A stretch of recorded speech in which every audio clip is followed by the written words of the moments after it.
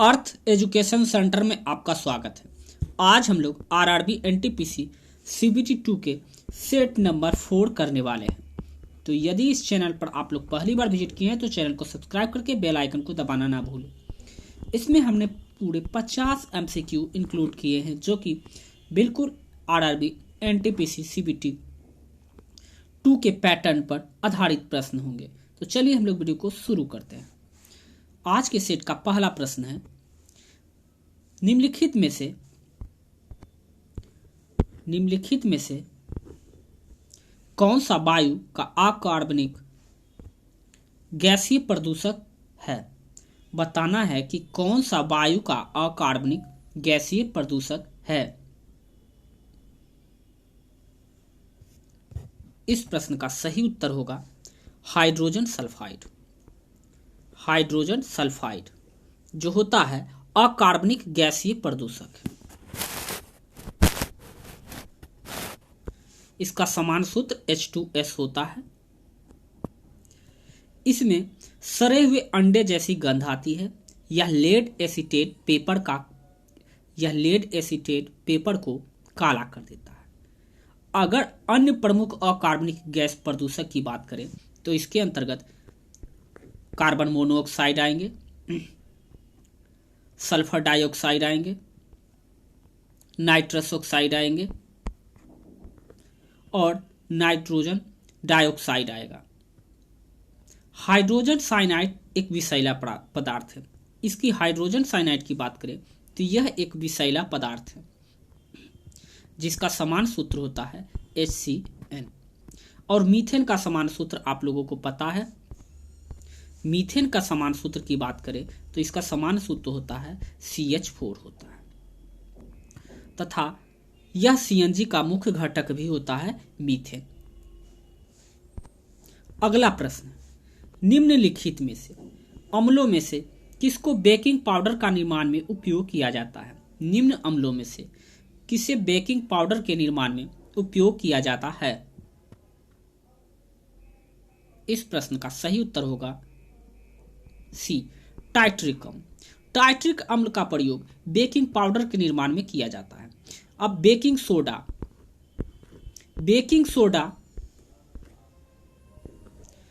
Soda plus टाइट्रिक अम्ल बराबर baking powder बनता है। बेकिंग सोडा और टाइट्रिक अम्ल को मिलाने से बेकिंग पाउडर बनता है। वॉशिंग सोडा का सूत्र होता है Na2CO3 10H2O। ऑक्जेलिक अम्ल की बात करें तो ऑक्जेलिक अम्ल जो होता है C2, ऑक्जेलिक अम्ल का अगर बात करें C2H2O4। लैक्टिक अम्ल की बात करें तो लैक्टिक अम्ल जो कि दही में पाया जाता है, टाइट्रिक अम्ल जो कि अंगूर में पाया जाता है। और लैक्टिक अम्ल का सूत्र जो होता है, ये लैक्टिक अम्ल का सूत्र होता है C3H6O3। और बेंजोइक अम्ल का जो सूत्र होता है C7H6O2। अगला प्रश्न है, खजूर में शाखाएं नहीं होती क्योंकि खजूर में जो है शाखाएं नहीं होती है, इसका क्या कारण है।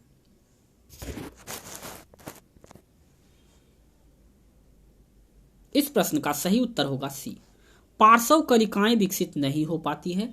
इस कारण से खजूर की जो है शाखाएं मौजूद नहीं होती है।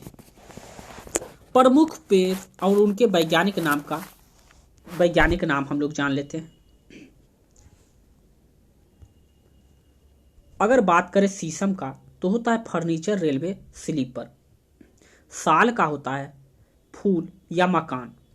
इस सब वनस्पति का नाम अगर जो बात करें तो डालबेजेरिया सीसो।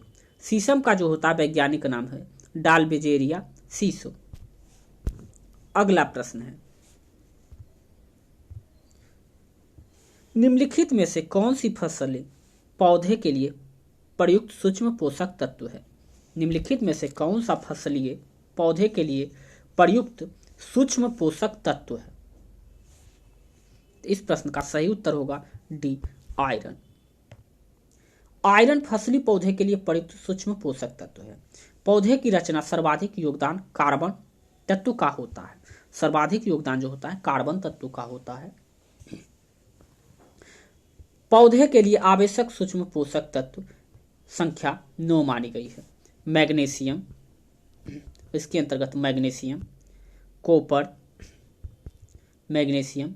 कॉपर, जिंक,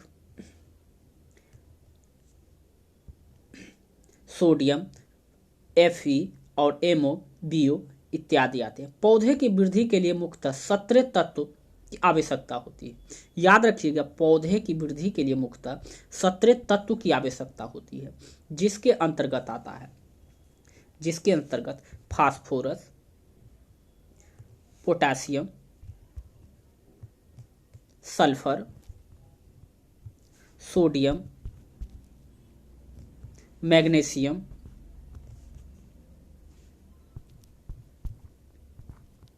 नाइट्रोजन और Fe लोहा। ये सभी जो तत्व हैं, ये 8 प्रकार के जो तत्व हैं पाए जाते हैं। ये मुख्य तत्वों के बारे में हम लोग 17 में से 8 की जानकारी। यही सवाल बिहार SI दरोगा में पूछा गया है, सेकेंड शिफ्ट के क्वेश्चन में। विश्व का सबसे ऊंचाई पर स्थित दूरबीन वेधशाला कौन सा है? विश्व का सबसे ऊंचाई पर स्थित दूरबीन वेधशाला कौन सा है? इस प्रश्न का सही उत्तर होगा चिली देश में। चिली में जो है विश्व के सबसे ऊंचाई पर स्थित दूरबीन वेधशाला है। ये अटकामा मरुस्थल में 5640 मीटर की ऊंचाई पर स्थित सेरो चैलेंजर ज्वालामुखी के चोटी पर स्थित है। याद रखिएगा, यहाँ पर एक ज्वालामुखी है जिसे सेरो चैलेंजर के नाम से जाना जाता है। इसी पर यह स्थित है। यूनिवर्सिटी ऑफ टोक्यो अटकामा वेधशाला है और यहाँ पर है यूनिवर्सिटी ऑफ अटकामा वेधशाला। आगे हम लोग देखेंगे नेक्स्ट प्रश्न। प्रथम भारी पानी संयंत्र स्थापित किया गया था। प्रथम भारी पानी संयंत्र स्थापित किया गया था। इस प्रश्न का सही उत्तर है सी, नांगल में। बहुत ही महत्वपूर्ण सवाल है। प्रथम भारी संयंत्र नांगल में स्थापित किया गया था, जो वर्ष 1962 ईस्वी में राष्ट्रीय उर्वरक लिमिटेड परिसर के द्वारा स्थापित किया गया था। भारी जल का सूत्र जो होता है वो D2O होता है। इसकी मोलर द्रव्यमान की बात करें तो 20 ग्राम मोल होता है।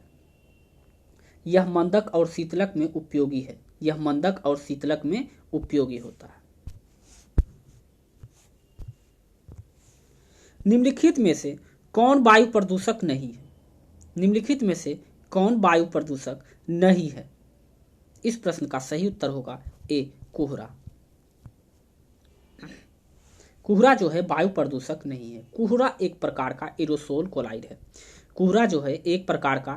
एरोसोल कोलाइड है जो पृथ्वी के धरातल पर सन्निकट उत्पन्न होता है। इसमें जल की बूंदें होती है। कोहरा में जो होती है जल की बूंदें होती है। जल की बूंदें और वायु में निलंबित होती है। जल की बूंदें और प्लस वायु में क्या होता है, निलंबन होती है। ओजोन का समान सूत्र की बात करें तो ओजोन का समान सूत्र जो होता है O3 होता है। ओजोन की परत जो कि पराबैंगनी किरण से हमारी क्या करता है, रक्षा करता है। कैडमियम का संकेत CD होता है। कैडमियम का संकेत, इसकी परमाणु संख्या की बात करें तो 48 और परमाणु भार की बात करें तो 112 होता है। आगे हम लोग देखेंगे। अगला प्रश्न है, खाद्य श्रृंखला किस प्रदूषक दीर्घकालीन सांद्रण CNS सिंड्रोम रोग जिससे कोमा तथा मृत्यु होती है किसके लिए उत्तरदायी है?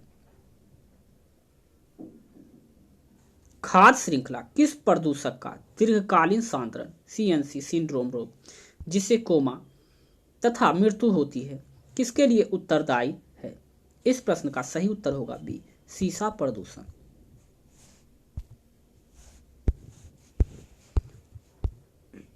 अगला प्रश्न है, निम्नलिखित में से कौन सा डिवाइस है इनपुट डिवाइस है? निम्नलिखित में से इनपुट डिवाइस कौन सा है?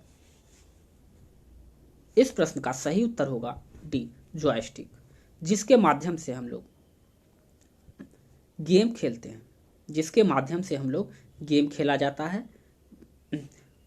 और बाकी सब जो है प्रिंटर, फ्लोपी डिस्क, प्रिंटर जो है आउटपुट डिवाइस है। भारत का पहला स्वदेशी सुपर कंप्यूटर कौन सा है? भारत का पहला सुपर कंप्यूटर कौन सा है स्वदेशी विकसित? इस प्रश्न का सही उत्तर होगा ए, परम 800। अगर इसकी बात की जाए तो परम 800 पूना में 1991 ईस्वी में किया गया था। याद रखिएगा, इसका उद्घाटन जो है पुणे में किया गया था 1991 ईस्वी में। सुपर कंप्यूटर का निर्माण सर्वप्रथम सिमोन क्रे ने किया था। सिमोन क्रोन, याद रखिएगा नाम भी आपको।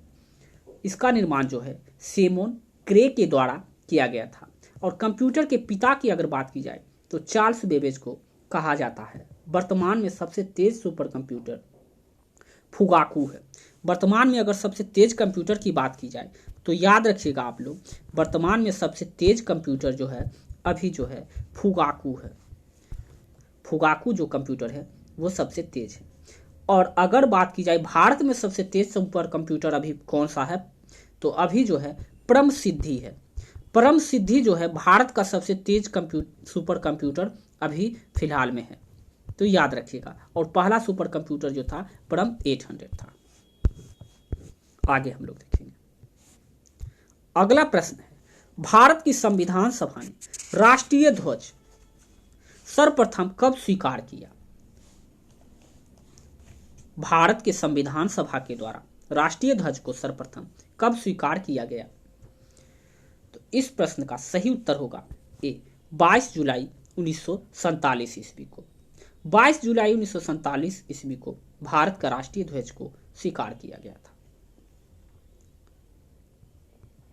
22 जनवरी 1947 को संविधान सभा द्वारा एक संविधान के उद्देश्य का प्रस्ताव पारित किया गया था।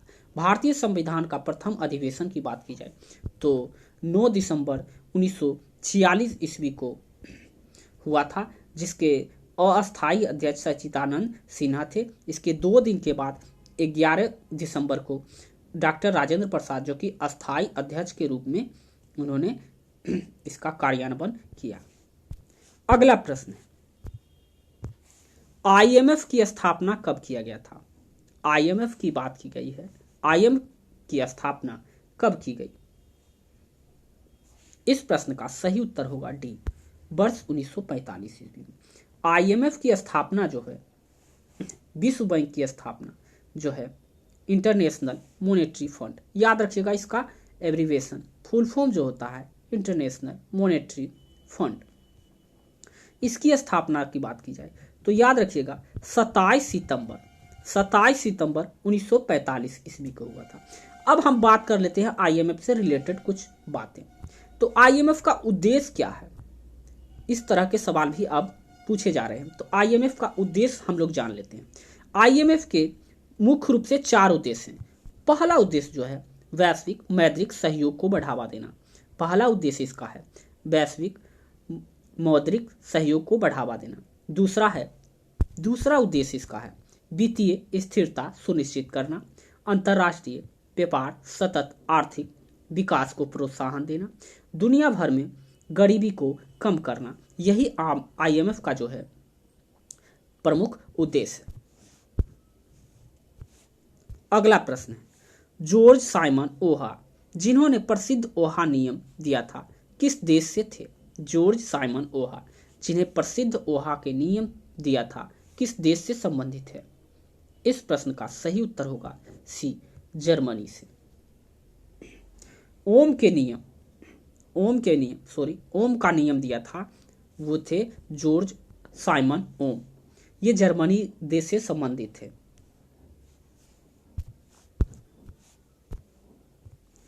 निषेचन के बिना फल का विकास को डैश कहा जाता है। निषेचन के बिना फल के विकास को डैश कहा जाता है। इस प्रश्न का सही उत्तर होगा डी, पार्थोनोकार्पी। पार्थोनोकार्पी के पश्चात उपजे फल प्रायः बीज रहित होते हैं। पार्थेनोकार्पी के पश्चात उपजे जो भी फल होते हैं वो बीज रहित होते हैं। इसके अंतर्गत जैसे अगर इसका उदाहरण की बात की जाए तो पपीता, नारंगी, अंगूर, अनास इसके उदाहरण हैं। वनस्पति विज्ञान में एपोमिक्सिस बिना निषेचन अलैंगिक प्रजनन है। याद रखिएगा, वनस्पति विज्ञान में एपोमिक्सिस बिना निषेचन के अलैंगिक प्रजनन होता है। इसका अर्थ होता है बिना निषेचित अलैंगिक प्रजनन है, जिससे पौधे की वर्धन बीज के अतिरिक्त पौधे के अन्य किसी हिस्से में हो तो इसे कायिक जनन कहते हैं। जैसे कायिक जनन के उदाहरण हम लोग देख लेते हैं, गन्ना, आलू, प्याज, हल्दी, अदरक इत्यादि। अगला प्रश्न हम लोग देखते हैं, सौर मंडल के ग्रहों के क्रम की अगर बात की जाए तो मंगल और शनि के बीच कौन सा ग्रह आता है? सौर मंडल में ग्रहों का क्रम में मंगल और शनि के बीच में कौन सा ग्रह आता है? इस प्रश्न का सही उत्तर होगा सी, जुपिटर, बृहस्पति ग्रह है। सौर मंडल के अगर मंगल और शनि की बात की जाए तो इसके बीच में बृहस्पति ग्रह आता है। अगर सूर्य से दूरी के अनुसार बात करें तो याद रखिएगा, सूर्य से दूरी के अनुसार बुध, शुक्र, पृथ्वी, मंगल, बृहस्पति, शनि, अरुण और वरुण आते हैं। आकार के अनुसार अगर बात करें हम लोग, आकार के अनुसार अगर हम लोग बात करते हैं तो आकार के अनुसार जो होता है सबसे बड़ा होता है बृहस्पति, इसके बाद आता है शनि, बृहस्पति, शनि, अरुण, वरुण, पृथ्वी, शुक्र, मंगल और बुध।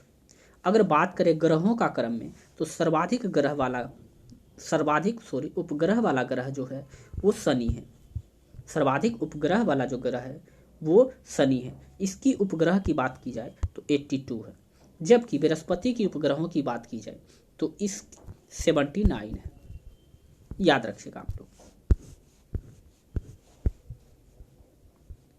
अगला प्रश्न है, असहयोग आंदोलन को क्यों निलंबित कर दिया गया था? असहयोग आंदोलन को क्यों निलंबित कर दिया गया था? तो इस प्रश्न का सही उत्तर होगा डी, चौरा चौरी में हुई हिंसक घटना के कारण जो है असहयोग आंदोलन को वापस ले लिया गया था। असहयोग आंदोलन की बात करें तो 5 फरवरी 1922 को हुई थी। चौरा चौरी में हुई हिंसक घटना के कारण निलंबित कर गया। 12 फरवरी 1922 को गांधी असहयोग आंदोलन ने वापस लेने की घोषणा कर दी। असहयोग आंदोलन की बात की जाए तो ये असहयोग आंदोलन जो हुआ था 1920 में हुआ था। 1 अगस्त 1920 ईस्वी को हुआ था, जबकि चौरा चौरी का हत्याकांड जो है 1922 ईस्वी में 5 फरवरी 1922 ईस्वी को हुआ था। असहयोग आंदोलन के दौरान लगभग 20,000 चरखा बांटे गए थे। गांधी जी ने हिंसा फैलाने के आरोप में कैद कर लिया गया, 6 वर्षों की सजा, लेकिन स्वास्थ्य कारणों से उन्हें 1924 ईस्वी में आजाद कर दिया गया था। अगला प्रश्न है, प्रसिद्ध कवि बिल्हन किसके दरबारी कवि था? प्रसिद्ध कवि जो है बिल्हन किसके दरबारी कवि था? तो इस प्रश्न का सही उत्तर होगा विक्रमादित्य 6 के दरबारी करीब बिल्हन रहते थे। चालुक्य वंश जो है कल्याणी के विक्रमादित्य 6 महानतम शासक थे। इनमें से अगला प्रश्न है, इनमें से किसे आंध्र भोज कहा जाता है? इस प्रश्न का सही उत्तर होगा ए, कृष्णदेव राय को जो है आंध्र भोज कहा जाता है। कृष्णदेव राय की बात की जाए तो इसके शासनकाल में विजयनगर साम्राज्य में तेलुगु साहित्य का युग माना जाता है। विजयनगर का प्रसिद्ध हजार राम मंदिर कृष्णदेव राय के शासनकाल में ही निर्मित हुआ था। और विजयनगर की स्थापना की बात की जाए संस्थापक को, तो हरिहर और बुक्का के द्वारा इसकी स्थापना की गई थी। अगला प्रश्न है, काकोरी षड्यंत्र में अभियोग निम्नलिखित में से किसको फांसी नहीं दी गई थी? बताना है कि काकोरी षड्यंत्र अभियान करने के में किनको फांसी नहीं दी गई थी। इस प्रश्न का सही उत्तर होगा बी, खुदीराम बोस को, जबकि राम प्रसाद बिस्मिल, असफुल्ला और रोशनलाल, इन तीनों को जो है काकोरी षड्यंत्र में फांसी की सजा सुनाई गई थी। जबकि काकोरी षड्यंत्र 9 अगस्त 1925 ईस्वी में हुआ था।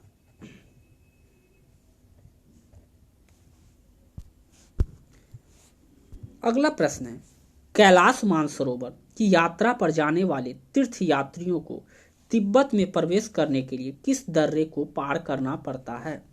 कैलाश मानसरोवर की यात्रा पर जाने वाले तीर्थ यात्री को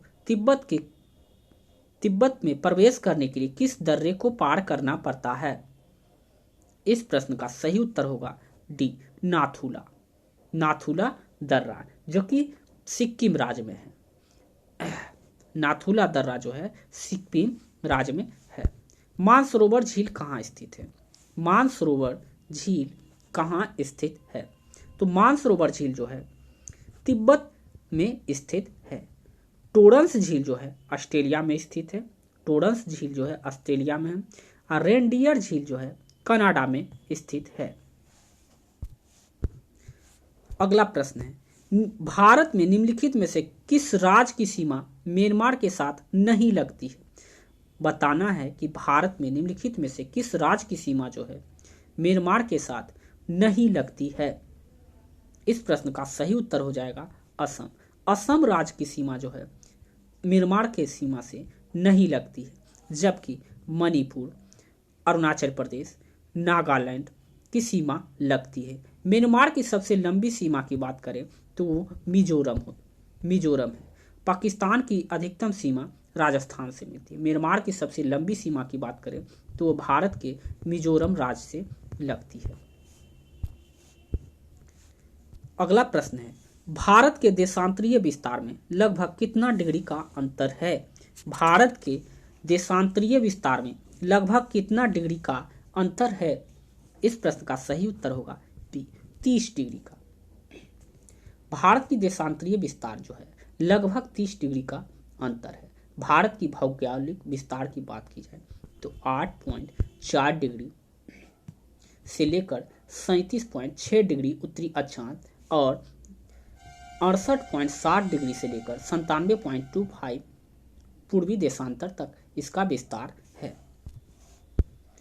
अगला प्रश्न है, ज्वालामुखी का सक्रियता अधिक पाई जाती है। ज्वालामुखी की सक्रियता किस क्षेत्र में अधिक पाई जाती है? इस प्रश्न का सही उत्तर होगा ए, प्रशांत महासागर। ज्वालामुखी की सक्रियता अधिकांश क्षेत्र जो है प्रशांत महासागर में पाई जाती है। ज्वालामुखी 3 प्रकार के होते हैं। पहला सक्रिय ज्वालामुखी, दूसरा सुषुप्त ज्वालामुखी और तीसरा शांत ज्वालामुखी या मृत ज्वालामुखी। विश्व का सबसे ऊंचा ज्वालामुखी कोटोपेक्सी जो कि इक्वाडोर में है। विश्व की सबसे ऊंचा ज्वालामुखी जो है वो कोटोपेक्सी इक्वाडोर में है, जो कि बिहार एसआई की दरोगा में ये सवाल भी पूछा गया था। ज्वालामुखी से निकलने वाले राख, भाप, लावा आदि उद्गार से निकलकर ठंडी हो जाती है, जिसे सिंडर कहते हैं। ये भी आप लोग याद रखिए, कहीं भी कोई भी सवाल आ सकता है। भारतीय संविधान में है, बताना है कि भारतीय संविधान में है। इस प्रश्न का सही उत्तर सी होगा। 400 से अधिक अनुच्छेद हैं। भारतीय संविधान में 400 से अधिक अनुच्छेद हैं। संख्या लगभग अगर बात की जाए तो 400, याद रखिएगा 465 पहुंच गई है, परंतु यह सभी मूल अनुच्छेद के साथ उपखंड अर्थात क, ख, ग आदि के रूप में जोड़े गए हैं। जबकि मूल संविधान में बात की जाए तो केवल 395 अनुच्छेद ही हैं। मूल रूप से जो है 395 अनुच्छेद है और ऐसे इसकी संख्या 465 पहुंच गई है। ये उपबंध जो है क ख ग करके इस तरह से रूप में जुड़े हुए हैं। याद रखिएगा आप लोग। भारत की मूल संविधान की अगर अनुसूचियां थी जो 8 पहले थी, अभी अगर इसकी बात की जाए तो 12 अनुसूचियां। भारतीय संविधान में भाग 22 भागों में विभाजित किया गया है। और याद रखिएगा, संघ सूची की विषय की बात की जाए तो एक बार फिर से हम लोग रिवीजन कर लेते हैं। संघ सूची में अगर बात की जाए, संघ सूची में, तो संघ सूची में अभी वर्तमान संख्या 100 विषय है, जबकि पहले इसकी संख्या 97 थी। और राज्य सूची में बात की जाए, राज्य सूची में, तो राज्य सूची में इसकी संख्या 61 है, पहले इसकी संख्या 66 थी। और समवर्ती सूची में इसकी संख्या 52 है, पहले इसकी संख्या 47 थी। तो ये आप लोग याद रखिएगा, ये बहुत ही इंपॉर्टेंट है। अगला प्रश्न है, निम्नलिखित में से कौन सा केंद्र शासित प्रदेश जम्मू और कश्मीर का लोक नृत्य नहीं है? निम्नलिखित में से कौन सा केंद्र शासित प्रदेश जम्मू कश्मीर का लोक नृत्य नहीं है?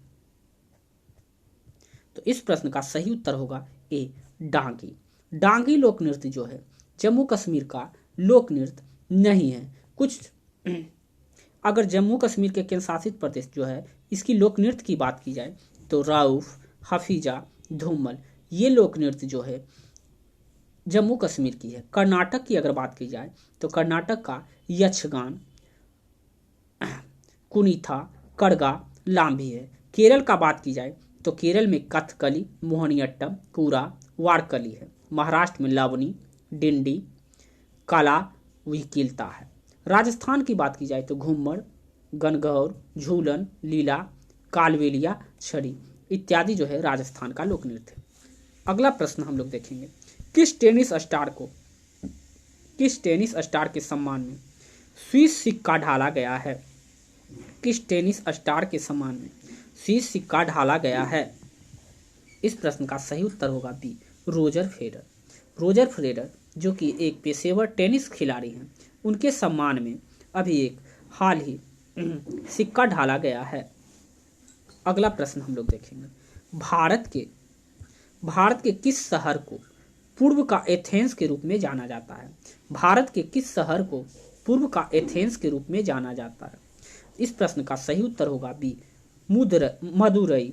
मदुरई को जो है पूर्व का एथेंस के रूप में जाना जाता है। कुछ शहर और मोतियों के शहर की अगर बात की जाए तो हैदराबाद के रूप में जाना जाता है।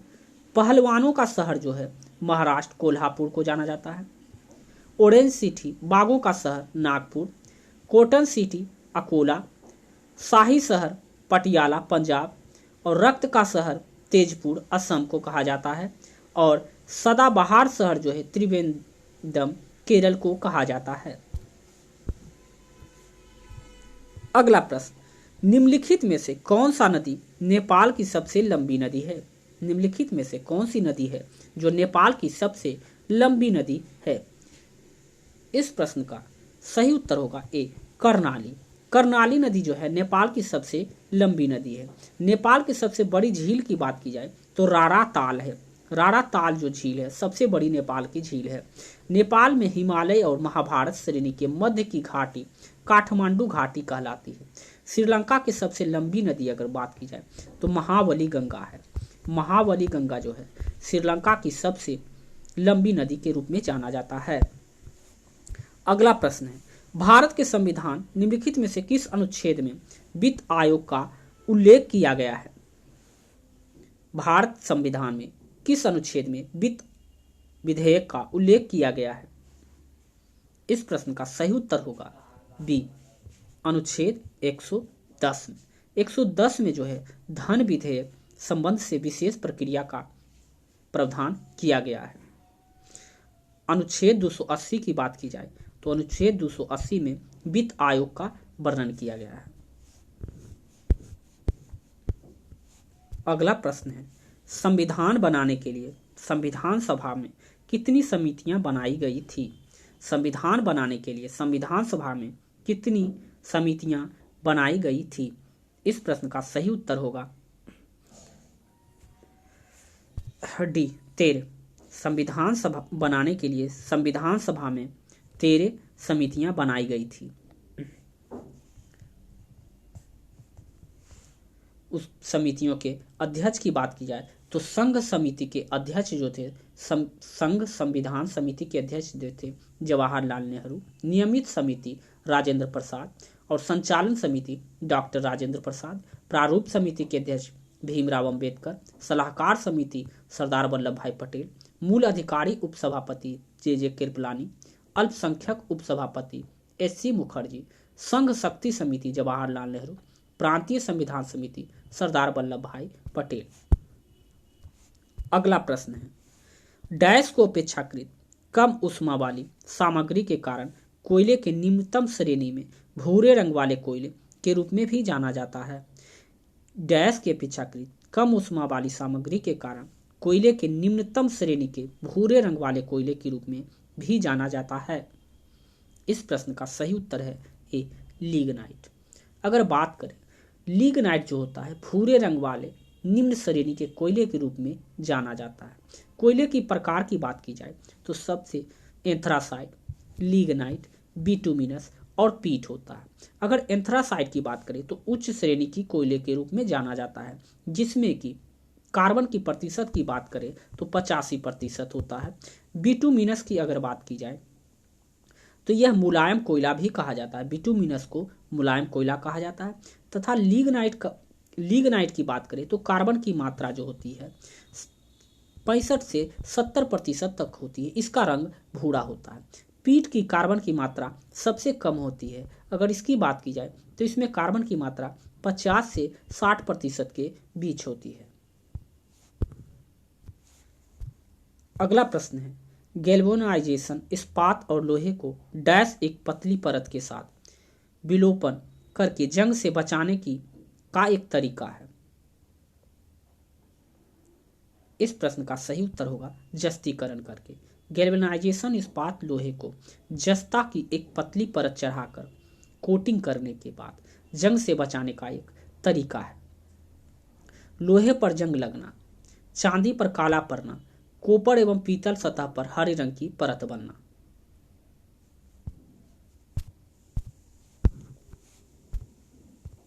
नाइट्रस ऑक्साइड एक रंगहीन और गंधहीन पदार्थ है जिसे डैश के नाम से भी जाना जाता है। नाइट्रस ऑक्साइड जो है एक रंगहीन गंधहीन पदार्थ है जिसे किस रूप में जाना जाता है? इस प्रश्न का सही उत्तर होगा हास गैस। नाइट्रस ऑक्साइड को हास गैस, लाफिंग गैस के रूप में जाना जाता है। प्रधानमंत्री नरेंद्र मोदी द्वारा कहां पर अपनी तरह से प्रथम संग्रहालय गंगा अवलोकन का शुभारंभ किया गया है? प्रधानमंत्री नरेंद्र मोदी के द्वारा कहां पर अपनी तरह के प्रथम संग्रहालय गंगा अवलोकन का शुभारंभ किया गया है? इस प्रश्न का सही उत्तर होगा बी हरिद्वार, उत्तराखंड में। करेंट अफेयर का क्वेश्चन है, आप लोग ध्यान रखिएगा। करेंट अफेयर भी, निम्न में से किस ट्रेन का नाम बदलकर नेताजी एक्सप्रेस कर दिया गया है? किस ट्रेन का नाम बदलकर नेताजी एक्सप्रेस कर दिया गया है? इस प्रश्न का सही उत्तर होगा बी हावड़ा कालका मेल का नाम बदलकर नेताजी एक्सप्रेस कर दिया गया है। अगला प्रश्न है, हंगर इंडेक्स में ग्लोबल हंगर इंडेक्स 2021 में भारत का कौन सा स्थान प्राप्त हुआ है? ग्लोबल हंगर इंडेक्स रिपोर्ट 2021 में भारत का कौन सा स्थान प्राप्त हुआ है? इस प्रश्न का सही उत्तर होगा ए 101वां। वर्तमान में जीएसटी मानक नई व्यवस्था के लिए उच्चतम प्रतिशत स्लैब कितना है? वर्तमान में जीएसटी मानक का जो व्यवस्था की गई है उसमें उच्चतम प्रतिशत का स्लैब कितना है? इस प्रश्न का सही उत्तर होगा सी 28%। 28%। अगला प्रश्न है, डीआरडीओ द्वारा हाल ही में किस आर्टिलरी मिसाइल सिस्टम को उड़ीसा के चांदीपुर रेंज में सफल परीक्षण किया गया? डीआरडीओ द्वारा हाल ही में आर्टिलरी मिसाइल सिस्टम को उड़ीसा के चांदीपुर रेंज में सफल परीक्षण किया गया। इसका नाम क्या है? इस प्रश्न का सही उत्तर होगा ए पिनाका मार्क 2। अगला प्रश्न है, भारत और किस देश के बीच संयुक्त सैन्य अभ्यास सूर्य किरण 15वां का आयोजन किया गया? भारत और किस देश के बीच संयुक्त सैन्य अभ्यास सूर्य किरण 15वां का आयोजन किया गया? इस प्रश्न का सही उत्तर होगा बी, नेपाल में। शीतकालीन ओलंपिक खेल 2022 का आयोजन कहाँ होगा? शीतकालीन ओलंपिक खेल 2022 का आयोजन कहाँ होगा? इस प्रश्न का सही उत्तर होगा डी, बीजिंग, चीन में।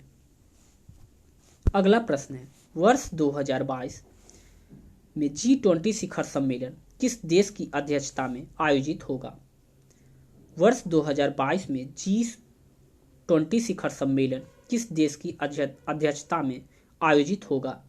इस प्रश्न का सही उत्तर होगा बी, इंडोनेशिया में। इंडोनेशिया की अगर कैपिटल की बात की जाए तो जकार्ता है। अगला प्रश्न है, वर्ष 2024 के ओलंपिक खेलों की मेजबानी निम्नलिखित में से किस देश के द्वारा की जाएगी? वर्ष 2024 के ओलंपिक खेलों की मेजबानी किस देश के द्वारा की जाएगी? इस प्रश्न का सही उत्तर होगा बी, फ्रांस देश के द्वारा। अगला प्रश्न है, केंद्र शासित प्रदेश लद्दाख का प्रथम लेफ्टिनेंट गवर्नर किसे नियुक्त किया गया है? केंद्र शासित प्रदेश लद्दाख के प्रथम लेफ्टिनेंट गवर्नर किसे नियुक्त किया गया है? इस प्रश्न का सही उत्तर होगा बी, राधा कृष्ण माथुर। आज के सेट का आखिरी सवाल, फ्रेंच ओपन 2021 में महिला एकल खिताब जीता है? फ्रेंच ओपन 2021 के महिला खिताब किसने जीता है? इस प्रश्न का सही उत्तर होगा ए, बारबोरा क्रेजिकोवा। बारबोरा क्रेजिकोवा ने फ्रेंच ओपन 2021 का महिला एकल का खिताब जीता है। इस तरह से आज का सेट समाप्त हो गया। यदि आपको यह वीडियो अच्छा और हेल्पफुल लगा हो तो चैनल को सब्सक्राइब कर लीजिए और बेल आइकन को दबाना ना भूलें, और जितना हो सके आप अपने दोस्तों के साथ शेयर कर दीजिए। और इसका PDF प्राप्त करने के लिए डिस्क्रिप्शन के नीचे हमारा टेलीग्राम का लिंक दिया हुआ है, वहां से जाकर आप इसका PDF भी प्राप्त कर सकते हैं। आज के लिए बस इतना ही। जय हिंद।